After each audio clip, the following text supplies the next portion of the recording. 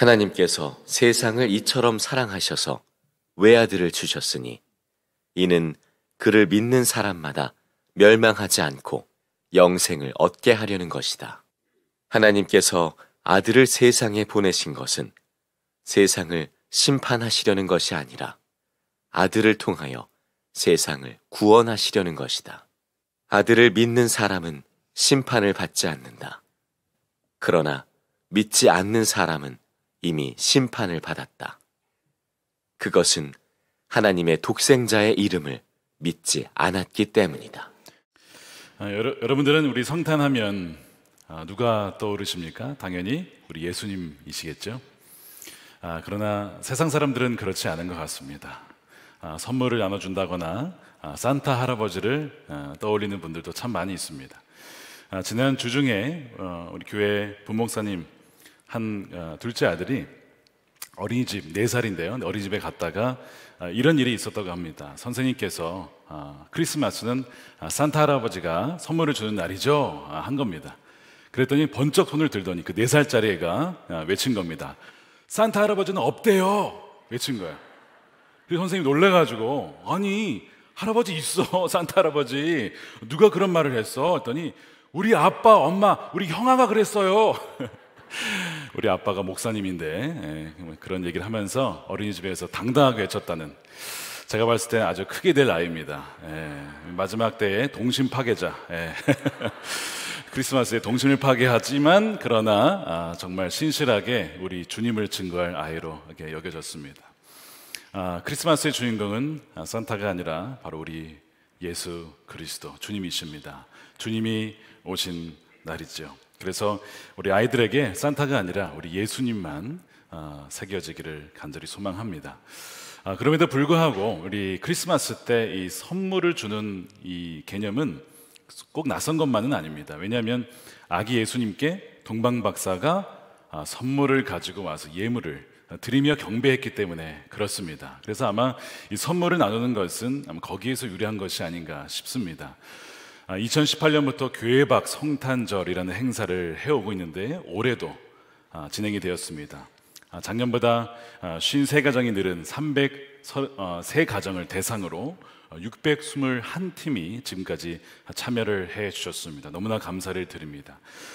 많은 사연들이 있었는데 어떤 가정은 한 번도 자신의 옷을 직접 골라보지 못하고 사보지 못한 한 청소년 아이, 북한 이탈 가정의 학생을 돕기로 했습니다. 다문화 가정도 있었고요, 발달 장애 아동을 둔 가정도 있었습니다. 이 가정의 어머니는 조선족이신데 우울증으로 어려움을 겪는 가정이었습니다. 아이가 좋아하는 장난감이 있었지만 사주지 못하다가 이번에 교회박 성탄절을 통해서 그 아이에게 받고 싶은 선물이 전달이 되어서 참으로 기쁩니다. 저와 아내도 한 가정의 그 두 아이에게 선물을 직접 전달할 수 있는 귀한 은혜를 누렸습니다. 직접 참여하신 분들 많은 은혜를 누렸는데 이런 고백이 있었습니다. 그전에는 크리스마스 때에 그냥 세상 사람들처럼 맛있는 거 먹고 재미있는 곳도 다녀봤지만 지나보면 허무했습니다. 그러나 이번에는 예수님의 사랑을 미리 준비하고 전하게 함으로써 우리를 위해서 낮고 낮은 곳에 오신 예수님의 탄생을 준비케 하심에 감사를 드립니다. 어떤 분은요, 직접 선물 전달을 위해서 가파른 언덕 거의 꼭대기까지 올라가신 분이 계셨습니다. 이렇게 고백하셨어요. 제 주변에 어려운 이웃들이 이렇게 많이 살고 있는지 미처 몰랐습니다. 관심조차 두지 않고 기도도 하지 않은 제가 부끄럽고 참 미안했습니다. 만남 이후에 그 가정의 아이를 향한 기도가 나왔습니다. 앞으로도 사랑을 흘려보내는 자로 살기를 원합니다. 이번 작은 섬김으로 인해 제가 더 큰 선물을 받고 돌아가는 기분이 들어서 주님께 감사했습니다. 주님 사랑합니다. 받는 자의 기쁨도 크겠지만 주는 자의 기쁨은 더 컸을 것입니다. 오늘 본문의 16절에 보면 하나님께서 저와 여러분 모두를 위해서 선물을 주셨다라고 말씀하시죠. 그것이 16절에 보면 이렇게 되어 있습니다. 하나님께서 세상을 이처럼 사랑하셔서 외아들을 주셨으니 이는 그를 믿는 사람마다 멸망하지 않고 영생을 얻게 하려는 것이다. 마틴 루터는 그런 얘기를 했습니다. 성경을 줄이고 줄이면 아마 이 구절만 남을 것이다. 성경의 축소판이 요한복음 3장 16절이다라는 것이죠. 그만큼 굉장히 유명하고 가장 중요한 구절들 중에 하나입니다. 이 말씀에 의하면 크리스마스는 어떤 날인가? 하나님께서 그분의 독생자를 우리에게 선물로 보내주신 날이죠. 가장 고귀한 선물은 바로 예수 그리스도 주님이십니다. 그런데 하나님은 예수님을 왜 선물로 주셨나? 16절을 잘 아시겠지만 보시면 하나님께서 세상을 이처럼 사랑하사 주셨다라고 했습니다. 이 세상은 누구를 가리키는가? 저와 여러분을 포함한 모든 인류를 포함하죠. 그런데 거기는 누구도 있냐면 바로 하나님을 떠난 사람들, 하나님을 거부한 사람들, 하나님을 떠나서 자기 마음대로 사는 사람들입니다. 죄를 짓고 방탕하게 살며 자신의 인생의 주인 되어서 진정 왕이신 주님을 거부하며 사는 그 사람들조차도 하나님은 사랑하셨다라는 것입니다. 아니 목사님, 하나님은 죄인들을 미워하시지 않습니까? 이렇게 묻는 분이 계실 거예요. 맞습니다. 하나님은 공의로운 분이시죠. 하나님은 어둠도 죄가 조금도 없으신 분이십니다. 그래서 죄를 결코 가만 놔두는 분이 아니십니다. 거기에 대한 대가를 치르게 하시고 또한 죄에 대한 심판을 받게 하시는 분이시죠. 죄를 미워하는 분이십니다. 그런데 오늘 말씀을 보면 세상을 이처럼 사랑하시다. 이 세상에는 하나님을 대적하는 죄인들도 포함되어 있다라는 거예요. 노아의 홍수 때나 아브라함, 롯의 소돔과 고모라 때나 지금이나 보면 사람들은 여전히 흥청망청 자신의 인생을 그래 허랑방탕하게 살아갑니다. 하나님 없이 살아가는 이들이 참 많아요. 별로 크게 달라진 것이 없습니다. 거짓과 간음과 시기와 질투와 분열과 폭력과 전쟁, 수많은 소식들이 여전히 우리 주위에 들려옵니다. 사람은 본성은 바뀌지 않았다는 거예요. 의인은 하나도 없다는 것이죠. 그런데 하나님은 세상을 이처럼 사랑하셨다라고 말씀을 하세요. 하나님은 하나님 뜻에 따라 사는 사람들을 기뻐하는 것 아닙니까? 여러분, 맞습니다. 하나님은 그분의 선하시고 기뻐한 뜻이 무엇인지 분별하라고 하셨죠.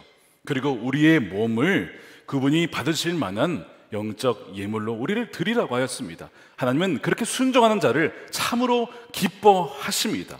그러나 오늘 이 말씀에 의하면 하나님은 순종하는 자만 사랑하는 것이 아니라 하나님을 떠나서 그분을 거부한 사람마저도 그의 사랑이 미쳐 있다는 것입니다.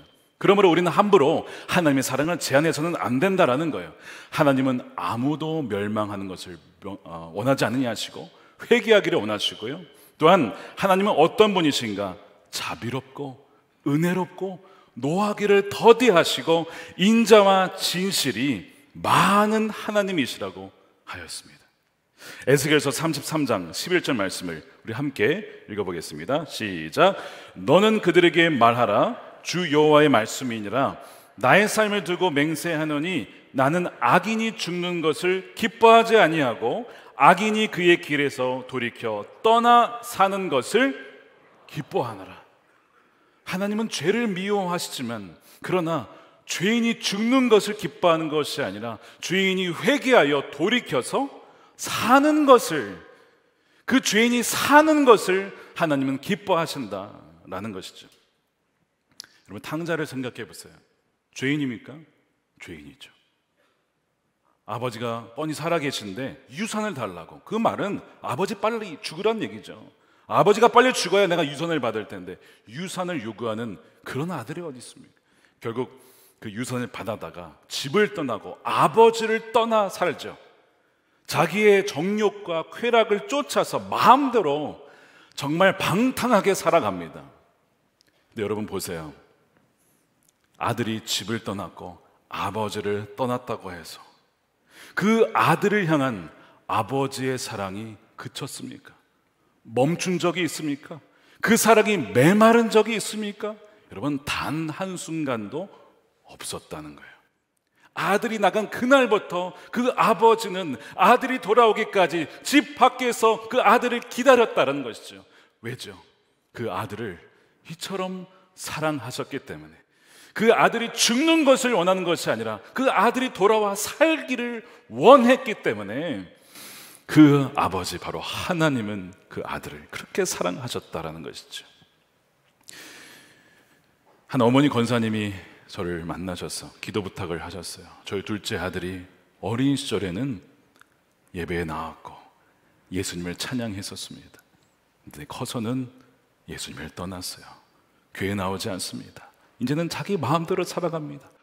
그 아들을 위해서 기도는 하지만 그 아들이 돌아오지 않을까, 하나님이 그를 버린 것은 아닐까라고 하는 걱정이 들곤 합니다 라는 얘기를 하시는 거예요. 제가 그 권사님께 말씀을 드렸어요. 권사님, 꼭 기억하십시오. 하나님은요, 그 아들을 향한 그 사랑이 단 하루도, 단 한순간도 멈춘 적도 없고 메마른 적도 없습니다. 하나님은 지금도 그 아들을 사랑하십니다. 제가 그 말씀을 드렸어요. 우리가 오해하는 경우가 참 많이 있습니다. 죄는 미워하시지만 여러분, 하나님은 그 죄인이 살기를 원하시는 하나님이라는 거예요.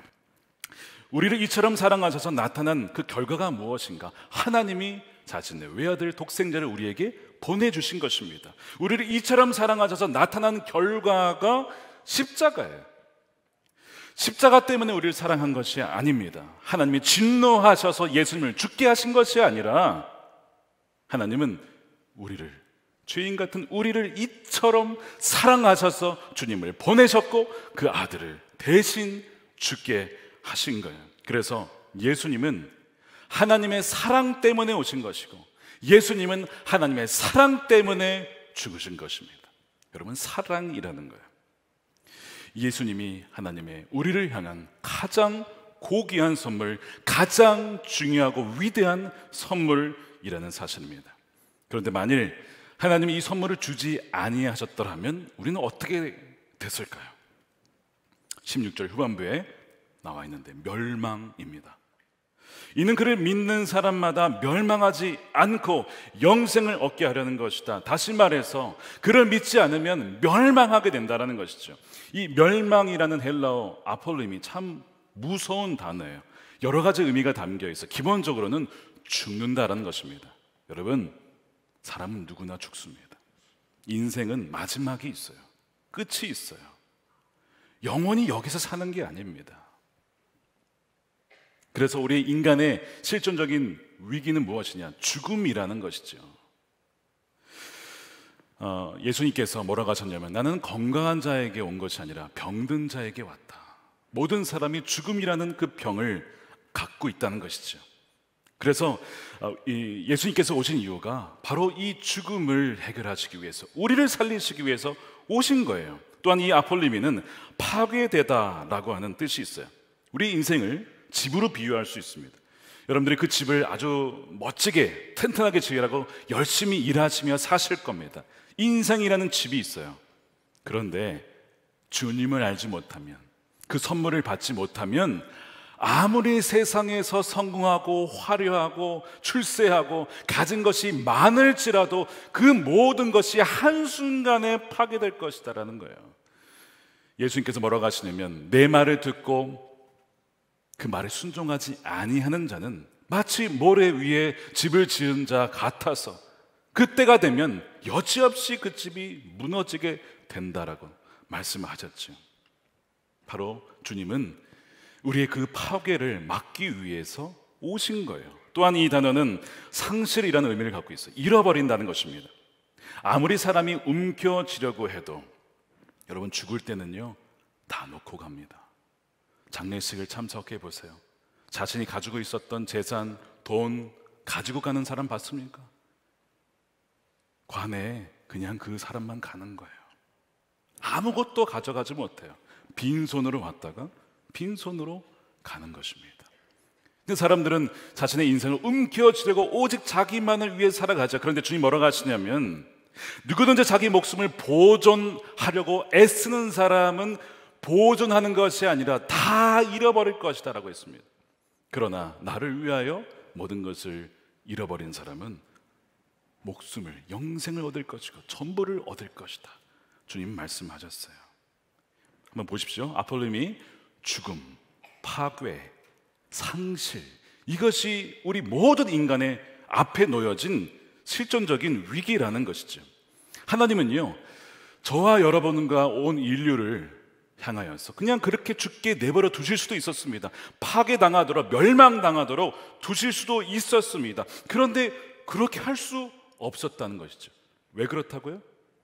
이처럼 우리를 사랑하셔서 건지시고 살리시기 위해서 하나님이시자, 하나님의 본체이시자, 그분의 아들이신 외아들 예수 그리스도를 우리에게 보내주신 거예요. 그리하여서 죄를 회개하고 누구든지 믿는 자마다 죽지 않고 멸망하지 않고 파괴당하지 않고 잃어버리지 아니하고 영원한 생명을 얻게 된다는 사실입니다. 16절에 그를 믿는 사람마다 멸망치 않고 영생을 얻게 하려는 것이다. 영생은 영원한 생명이죠.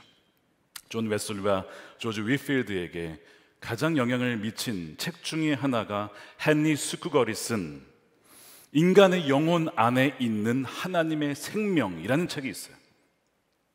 모든 감리교인들은 필독서다라고 지정했던 책입니다. 근데 그 제목이 바로 영생의 의미예요. 영생은 무엇이냐? 우리 인간 영혼 안에 들어온 하나님의 생명이라는 거예요. 인간은 육신으로 살다가 죽기 마련입니다. 그런데 영혼이 있어요. 그래서 하나님의 그 생명을 받게 되면 비록 육신은 죽지만 그의 영혼은 영원히 주님과 함께 살아가게 된다는 거예요. 이 땅에서도 그분과 교제하며 사귀지만 죽어서도 그분과 영원한 사귐을 누리게 된다는 것입니다. 여러분들에게는 그 영생이 있으십니까? 이 영생은 절대로 인간의 노력과 성취로는 얻을 수가 없습니다. 이것은 하나님의 은혜로 우리에게 선물로 주시는 것이고 그의 아들 예수 그리스도를 믿는 자에게 주시는 것입니다. 이 영생이 여러분 모두에게 있기를 주님의 이름으로 축원드립니다. 그러나 안타까운 것이 뭐냐면 이렇게 고귀한 선물을 주님이 하나님께서 우리에게 보내주셨는데 사람들이 그것을 보고도 그 가치와 고귀함을 모른다는 데 있습니다. 감사할 줄 모른다는 거예요. 교회 밖 성탄을 통해서 은혜도 있었지만 이런 어려움도 있었습니다. 한 성도님이 선물을 구매해서 포장하고 카드를 써서 이제 전달을 하러 갔습니다. 근데 이분이 문전박대를 받으신 거예요. 선물을 안 받은 건 아닌데 그냥 좀 약간 냉대를 받으셨나 봐요. 좀 왜 그런지는 잘 이해는 안 갑니다만, 근데 문득 잠깐 서운한 마음이 들다가 이런 묵상이 되셨다고 해요. 서운한 마음이 있었습니다. 그런데 생각해 보니까 예수님도 구원을 선물로 들고 오셨지만 사람들에게 냉대 받으셨고 저도 그랬고 주님께 아무 말도 못 하겠습니다. 성탄의 이유가 자기를 죽이는 저희를 사랑하셔서 우리 대신 죽기 위해서 사람이 되신 것이니 예수님의 은혜에 감사할 뿐입니다. 선물에 대한 감사 없이 멍하니 서 계신 그분의 모습, 바로 저의 주님 앞에 저의 모습이었습니다. 주님, 너무나 죄송합니다. 주님께 감사하지 못하며 살았던 주님, 저를 용서해 주세요. 그리고 감사합니다. 사랑합니다. 이런 묵상이 되셨다는 거예요. 많은 사람들이요, 예수님을 보고도 별다른 감흥 없이 산다는 거예요. 더 나아가서 예수님을 거부하고 멸시하고 멀리한다는 거예요. 왕이 그들에게 왔지만 그 백성들이 왕을 어떻게 했다고요? 영접하지 않았다라고 말씀했죠. 여러분, 18절에 보면 하나님이 보내신 선물을 받지 않은 이들은 어떻게 되냐? 이미 심판을 받은 것이다라고 했습니다. 18절에 아들을 믿는 사람은 심판을 받지 않는다. 그러나 믿지 않는 사람은 이미 심판을 받은 것이다. 그것은 하나님의 독생자의 이름을 믿지 않았기 때문이다. 믿지 않았으면 이미 심판을 받은 것이라는 거예요. 왜 사람들이 그 독생자 예수 그리스도를 믿지 않느냐? 그 이유가 19절, 우리가 읽지 않았지만 거기에 나와 이렇게 되어 있습니다. 그 정죄의 심판은 이것이니 빛이 세상에 왔으되 사람들이 자기 행위가 악함으로 빛보다 어두움을 더 사랑한 것이라. 여러분, 이 말씀을 잘 보시기 바랍니다. 하나님이 사람들을 지옥에 보내는 것이 아니라는 거예요. 사람들이 왜 지옥에 가느냐? 사랑해서 가는 거예요. 빛이 왔지만 빛이 싫고 어둠을 더 사랑해서 어둠밖에 없는 그 지옥으로 본인이 선택해서 가는 것입니다. 이거는 무지한 것이죠. 알지 못해서 그런 것이죠. 너무나 안타까운 거예요. 그러나 여러분, 구원이라는 것은 결국 사랑의 문제입니다. 내가 무엇을, 누구를 사랑하느냐, 그것이 그 사람의 운명을 결정짓는 거예요. 여러분들의 마음의 감정에 정말 사랑이 일어나는 그 대상은 누구십니까? 무엇입니까? 여러분의 마음의 감정뿐만 아니라 의지의 그 방향이 흐르는 그 대상은 정말 주님이십니까? 아니면 그 다른 무엇입니까? 결국에는 내가 선택한 그 길로 가게 되어 있어요. 오늘 말씀은 사람들이 어둠을 더 사랑해서 결국 그 사랑의 결과로 지옥에 가게 된다라고 하는 너무나 안타까운 이야기를 하고 있는 것입니다. 회개하지 아니하고, 회개는 방향을 전환하는 거거든요. 완전히 돌아서는 것이거든요. 회개하지 않고 그 길을 그대로 가게 되면 결국은 지옥에서 눈을 뜨게 될 거예요. 너무나 많은 사람들이 이 가운데 있다는 거예요. 아폴림이 죽음과 파괴와 모든 것을 잃어버리는 상실을 목도하게 된다는 것입니다. 그러나 여러분, 좋은 소식이 있어요. 아직 늦지 않았어요.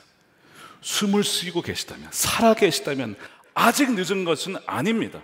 왜냐하면 하나님의 선물을 보내신 이유는 심판하러 보내신 게 아니기 때문에 그래요. 심판이 아니라 구원하시려고 보내신 것입니다. 17절 말씀을 함께 다시 읽어보겠습니다. 하나님께서 아들을 세상에 보내신 것은 세상을 심판하려는 것이 아니라 아들을 통하여 세상을 구원하시려고 보내신 거예요.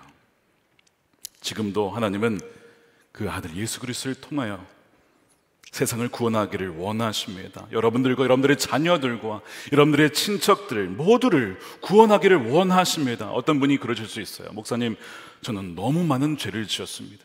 저의 과거는 너무나 복잡합니다. 저는 구원받을 수 없을 것 같아요. 내가 이렇게 큰 죄인인데 내가 어떻게 그 선물을 받겠습니까? 마틴 로이드 존스라는 영국의 참 위대한 설교가가 있었습니다. 그분이 원래 의사셨어요. 그러다가 목회자가 되신 겁니다. 근데 그분이 이런 얘기를 하신 적이 있습니다. 자기가 의사였을 때는 환자의 과거 이력을 꼭 물어봤대요. 과거에 어떤 병이 있으셨습니까? 어디가 아프셨습니까? 부모님은 혹시 어디가 아프셨습니까? 부모님은 언제 왜 돌아가셨습니까? 그것을 알면 환자를 치료하기가 훨씬 더 수월하다는 것이죠. 그런데 목회자가 되고 나니 그 사람의 과거가 전혀 중요하지 않대요. 그 사람이 어떤 죄를 지었든 어떤 정말 방탕한 삶을 살았든 그게 중요한 게 아니라는 거. 그러면서 이런 얘기를 하셨어요. 여러분이 어떤 특별한 죄를 지었든 아무 문제가 되지 않습니다. 여러분이 어떠한 사람이었든 아무 문제가 되지 않습니다. 다른 이보다 더 큰 죄인이라서 더 놀라운 구원이 필요한 사람은 아무도 없습니다. 왜냐하면 구원은 기적이고 그 기적은 오로지 하나님만이 행하실 수 있기 때문에 그렇습니다. 너무나 큰 죄인이라서 선물을 받을 자격이 없는 분은 없어요. 오히려 내가 죄인입니다, 나는 받을 자격이 없습니다 라고 고백하는 그것이 바로 선물을 받을 수 있는 자격이 되는 거예요. 내가 병자입니다, 내가 아픕니다, 내가 죽어갑니다, 내가 무너져갑니다 라고 하는 그 사람이 선물을 받을 준비가 된 것입니다. 여러분, 선물을 받으셨습니까? 그리고 영생을 누리십니까? 영생을 받은 자는 반드시 변화가 있습니다. 한 여성이 생명을 잉태하면 몸에 변화가 일어나요. 몸이 바뀌고 열도 나고요, 여러 가지 변화가 일어나죠. 마찬가지로 하나님의 생명이 그 누군가에게, 여러분들에게 임하면 그 사람은 바뀌게 됩니다. 어떻게 바뀌는가? 하나님을 사랑하게 됩니다. 죄를 미워하게 됩니다. 죄를 점점 이기게 됩니다. 또한 하나님을 더 알고 싶어하고 하나님을 알지 못하는 이들을 보면 어떤 마음이 드냐면 눈물이 나고 궁일이 나고 연민이 일어나요. 그 사람이 어떻게 될 줄을 뻔히 알기 때문에. 여러분들에게 이러한 변화가 있으십니까? 있으시다면 여러분들 안에 하나님의 생명, 그 영원한 생명이 있는 것입니다. 그러나 없다면 여러분 심각하게 점검해 보셔야 돼요. 정말 그분의 선물을 받은 자는 나도 그 선물을 전하고 싶은 열정이 일어나게 되어 있습니다. 누가복음 5장에 보면요, 예수님께서 세관에 앉아있던 레위를 부르시죠. 나를 따라오너라. 그러니까 이 레위가 모든 것을 버려두고 예수님을 따라가요. 이 레위는 세리였기 때문에 많은 사람들에게 지탄을 받았던 사람입니다. 소위 매국노라고 불릴 수도 있는 사람이었어요. 외로운 사람입니다. 많은 눈물이 있었을 거예요. 난 죄인이야, 하나님 나는 쓰실 수 없을 거야 라고 생각했던 자, 그런데 주님이 그에게 다가오셨어요. 그의 있는 그들의 모습을 받아주셨어요. 그리고 초청해 주신 거예요. 선물을 주신 것이죠. 이 레위가 그 선물을 받아들이죠. 예수님을 마음에 영접하고 예수님을 따라다닙니다. 그러면서 그 너무 기쁘니까, 기쁘면 어떻게 한다고요? 다른 이들에게 전하고 싶죠. 다른 사람들에게 전하고 초청을 해요. 파티를 열어요. 다른 세리들을 부른 거예요. 그때 예수님께서 하시잖아요. 건강한 자에게는 쓸데없지만 의원은 병든 자에게 내가 죄인을 회개시키러 왔다 라고 하면서 굉장히 기뻐하셨습니다. 나중에 레위의 이름이 어떻게 바뀌냐면 마태로 바뀝니다. 마태 이름이 뜻이 뭔지 아십니까? 하나님의 선물이란 뜻입니다. 하나님의 선물. 내가 하나님의 선물을 받은 자야. 그래야 나도 누군가에게 하나님의 선물이 되고 싶어 라고 했던 자, 그 사람이 마태였다는 것이죠. 왜죠? 하나님의 생명이 그의 안에 들어왔기 때문에 그렇습니다. 지난주 목요일에 참 추운 날에 참 특별한 장례식이 있었습니다. 천국 환송 예배가 있었어요. 50세 여생을 사신 여자 권사님의 마지막 예배를 섬겨드릴 수 있었습니다. 천국 환송 예배를 준비하면서 그 권사님에 대한 귀한 이야기들을 우리 목사님을 통해서 전해 들었습니다.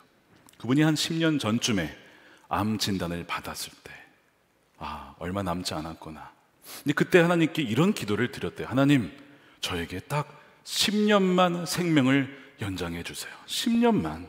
그러면 더 사명 잘 감당하다가 갈게요. 놀랍게도 하나님이 10년을 연장해 주셨어요. 히스기야처럼 그 생명을 연장해 주셨어요.